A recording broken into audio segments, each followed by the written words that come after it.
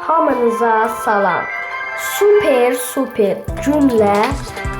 Hamınıza salam. Süper günümüzle sizlerle bu bütün mega kutuları hamısını açacağız. Bakın uşaqlar. Bir dakika gözlüyün. Uşaqlar. Bir dakika ben gözlüyüm. Bəli. Geldim. Keçək mega kutuları. İlk önce bu postamıram olsa heç nə belə. Bakın bu şartlara. Yani verdi, inanmıram bu bir şey verifdi. Sonra hasımdan başlasaq. Bakın bu karakterlere, bu kostüm zat verir. Ben bunu açım. Bunlar nasıl? Ne?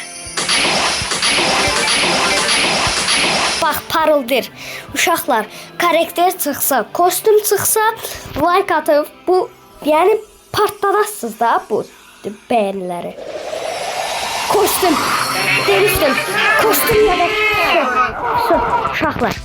Son partladırsınız. Yaxşı. Partladırsınız. İndi isə bununla başlayacağım. Ben aslında bunu Erral kardeşimsən bir get. Ve indi isə bunu 9 yazdı.